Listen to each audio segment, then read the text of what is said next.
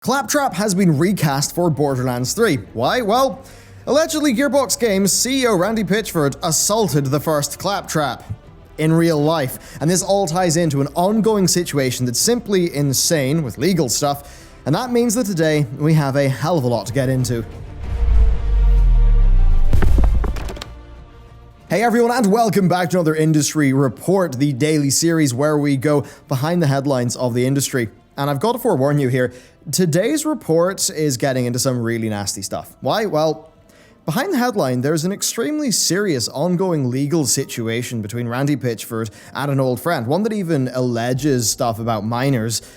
Really, it's quite serious, but first, today's news. So, before this, it's just worth saying the Gearbox did respond, though it was a tiny statement. They did a no comment on the 12 million allegation, and as for the thing between Pitchford and Eddings that will be fully got into in this, they just said it was a personal matter and really didn't say anything else. So, yes, they responded, but their response really just does not actually have that much to do with the situation. Claptrap has a new voice actor for Borderlands 3, with David Eddings not being on the project. Now, David Eddings actually is not a voice actor. He was Gearbox Games' business lead, and I guess you just performed the role of Claptrap. He did it for free. But since, he left the company and he was asked back on the role, he seems to have actually wanted some compensation for his performance, which, is an absolutely fair thing to ask for. Well, Gearbox CEO Randy Pitchford claimed that Gearbox offered Eddings twice the union rate for the voice performance, saying that Eddings was bitter and disgruntled over his lost job, which happened in March of 2017.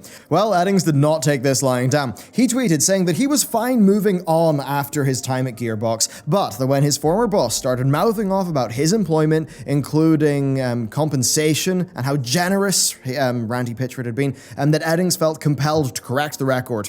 And here's what he said. "I had a lot of mixed feelings when asked to reprise the role of Claptrap late last year. And I eventually realized I was willing to put differences aside and do something cool for Borderlands fans and my friends at Gearbox. I ultimately offered to do it for free in exchange for past royalties owed, plus an apology for something I've never spoken about publicly until now. Randy Pitchford physically assaulted me in the lobby of the Marriott Marquis at GDC 2017. That is a massive allegation, and it's important to say that right now it is just that, an allegation. No police reports have been filed, no footage has been released, we do not have proof. That said, I think it's undeniable that if it's Eddings' word versus Pitchford's word, I think most audiences, because of the bad character of Pitchford that he's displayed over the last while, will probably side with Eddings. Now, Eddings went on to say that personally he thinks Randy has been on tilt lately, and that he's not the victim that he plays himself out to be. Eddings said that he blocked Pitchford for stalking on social media, going on to say, quote, "It's nice not feeling the need to spot any sleight of hand these days, or wonder if the card was chosen or forced. I'm happy to be free from the half-truths and full-on deceptions, and thankful to no longer hear people referred to as muggles, like a con man refers to a mark." Now, muggles, of course, it's a word from Harry Potter, and Pitchford is a noted fan of magic, so calling somebody a muggle would kind of be like saying, oh, you're just not on my level. Now, there's a lot more to say about that, but we actually have more to talk about here with Eddings. So, Eddings said that it was conspicuous that Randy chimed in on Eddings' salary, but did not mention the $12 million in revenue that Pitchford siphoned away from his employee royalty pool before saying that Gearbox employees take lower salaries with the promise of royalty shares, and then he ended his Twitter statement by saying that the publisher 2K won't give a statement regarding an ongoing lawsuit, but that if that allegation was false, then it sure seems like it would be a lot easier to just deny it, since that's the only reason that they've been mentioned, ending by saying he thinks the whole thing stinks. So as you can see, Eddings touched on a lawsuit there during his statement. Oh boy, well this lawsuit, it's actually a series of them, is extremely serious. Now this is between Gearbox legal counsel Wade Colander and Gearbox Games CEO Randy Pitchford. And as far as legal situations go, it's quite messy, with both lawsuits leaning heavily into character assassinations. Still, these cases have not entered discovery yet, so there's really not that much in the way of hard facts. That said, things are very rough. And this actually even prompted comment from David Eddings back when the news broke, which we'll get onto later. So, Wade Colander was the general counsel of Gearbox and the VP of Legal Affairs. He was in his position until July 2018.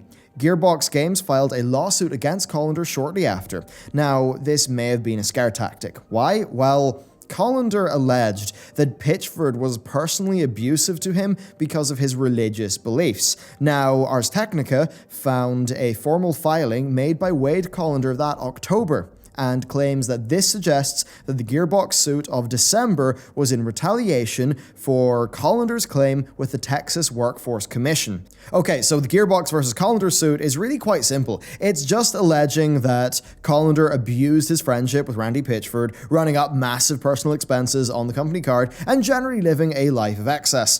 This involves a large loan from Gearbox that they gave him that he apparently didn't pay back even when he got better compensation from the company. It also claims that there was an extremely expensive MBA program in California that involved a whole bunch of travel and expense that, again, was all covered by Gearbox. There was then also allegedly a personal litigation against Colander that Gearbox helped him out with, plus credit card privilege abuses. This reportedly also was including sixpackshortcuts.com, with I think that clearly being a rather embarrassing thing that, well, I mean, really the whole thing's pretty darn clear. The lawsuit doesn't have that much that can be verified until discovery actually takes place, and it does seem like a character assassination overall. Now, it's basically just saying Wade lived a life of excess, that he abused Pitchford's friendship and his position in his business. That's pretty much what's going on, in my opinion, with it just being a character assassination against the guy. Well, Colander filed a countersuit, and it was spicy and very theatrical, opening with this statement: "Nobody should be fooled by Randy Pitchford's incessant misdirection. It was Randy Pitchford himself who breached his fiduciary duties by exploiting Gearbox employees and property to fund Pitchford's private cravings." Their main allegation is that, quote, while Randy was denying employee raises predicated on low cash reserves, Randy secretly saddled Gearbox employees with the burden of repaying a private, personal $12 million bonus that Randy Pitchford rerouted from their publisher directly to Randy's side entity, Pitchford Entertainment Media and Magic. So yeah, that's the $12 million that David Eddings was talking about in his tweets. Now, essentially, the claim is that Randy just siphoned it away from the employee bonus pool. That's something that is pretty egregious because those employees were taking lower wages in return for those loyalties. If true, this really is a CEO damaging his employees. Now, Colander's suit goes on to claim far more, and this is where we get to the extremely serious stuff. It alleges that Pitchford left a USB drive in a medieval times restaurant that an employee of the restaurant found and brought to the company. Now, at the time, Pitchford was away, and he claimed the drive as his, so Colander had it copied to ensure that it could be verified. Now, when he returned, Randy picked up the USB drive and ordered the copy destroyed. According to Wade Colander, that USB drive had underage material. Now, at this point, it's important to stress there has been no police report or anything like that, and this certainly is something that would warrant a police report if true. Again, we will learn more when the case enters the discovery phase. Now, past that, Colander alleged that Pitchford had a theatre in his house where minors had been exposed to, which again is extremely serious. Randy described that as a community theatre where everything is recorded so that he could prove that that's not the case. But I mean, really, Randy, a community theatre in your home? That's a bit odd. Core point, though, is look, you can't go around saying that Randy is or is not anything at this stage. These are very serious allegations, and if we go around saying that Randy is a fiddler without actual evidence, well, we're doing a disservice to justice itself and to actual victims. Again, there have been no police reports for this. Now, this is the part of the story that could be dangerously sensationalized, so it's very important that we stay calm until more information comes to light. And if these things are real and they are in the legal system through these lawsuits, then likely, if there is actually meat to them, you will see police reports, you will see more stuff come to light, and then we will have an actual story to talk about. But right now, it is just one man and his legal team's word versus the other. The rest of the Colander suit just generally is talking about Randy being greedy. It talks about how Colander helped Pitchford push out his co-founders and increase his share in the company. His case constantly uses very theatrical language, saying that Pitchford is, quote, a self-professed magician and master of human manipulation. This does, of course, line up with a lot of the recent tweets from David Eddings, who I will remind you said this, quote, "It's nice not feeling the need to spot any sleight of hand these days, or wonder if the card was chosen or forced. I'm happy to be free from the half-truths and full-on deceptions, and thankful to no longer hear people referred to as muggles like a con man refers to a mark." Now, back when this news first broke, Eddings simply tweeted this, It's true. Now, given the claims of that USB drive, at the time I felt that was a highly irresponsible tweet from Eddings because of its lack of precision and the things in the suit. He did later clarify though, saying this: liar, yes. Conman, yes. Perv, no idea. So what do we make of all of this? Well, the lawsuits, they're just hearsay at this stage. It's one man's word versus another. If the cases proceed, then they will enter the discovery phase. A lot more information will come to light, I believe, publicly through that, and we will learn a lot more. Until that happens, though, well, we just have to let the legal system run its course, and that is often something that is pretty darn slow indeed. Now, with the Eddings situation, it's quite interesting because he was fired in March of 2017, which is pretty much around the time that he claims that the incident between him and Pitchford at that hotel at GDC happened. Now, Eddings is clearly taking Colander's side. He did that when the lawsuits came out. Eddings is now saying things that are also in line with that lawsuit, but that could be something that's purposeful on Eddings' part, because he would be tweeting about this now, the day that shortly before you watch this video, he's tweeting that knowing about the lawsuits, which means that he can play into those lawsuits when making his public tweets to really just put as much pain onto Pitchford as he can. Now, Eddings saying that Pitchford is on tilt, that certainly is interesting. I think most outside observers would pretty much agree. I think Pitchford is a man who is barely tethered to reality, it would seem. He routinely makes ill-advised outbursts on Twitter, he lashes out a lot, he clearly has a victim complex, or at least he tries to play it like that. Is he an overly emotionally driven person with self-control problems, or is he something far worse?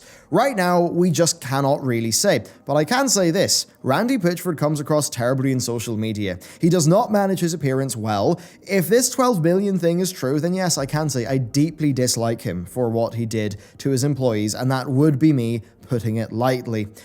That said, all of this stuff from David Eddings, just that claptrap has helped to blow the top all of this is, kind of funny, but that stuff's playing into lawsuits that are super serious. We do need to wait and see how those lawsuits play out. So I felt like it was important to do this video that is covering everything in context and just saying what the lawsuits are, because if you read those lawsuits without context of what they actually sort of legally mean, I ran this through a friend of mine who kind of works in the legal compliance department of a pretty big firm, so it was kind of good to have his opinion on it. But I just feel like a lot of sensationalizing and stuff like that could happen with these. So it's just important to give the overall take. Now, that said, it still is a crazy situation. Randy Pitchford does not come across well. Even without any of this stuff, Randy Pitchford does not come across well. And it certainly is the case that Randy Pitchford's current actions do play into the profile of a man who is severely stressed with a massive lawsuit pending. It's impossible to know at this stage. It's a developing story. I will be sure to keep you up to date as it all progresses. But that is it for today's video. There will be another roundup today that's covering up just all of the other news as well. Well, not covering up, covering. I think covering up the news is literally the opposite of what we do here. But anyway, with that, you can check that out when it goes up. Thank you very much for watching, and I'll see you next time.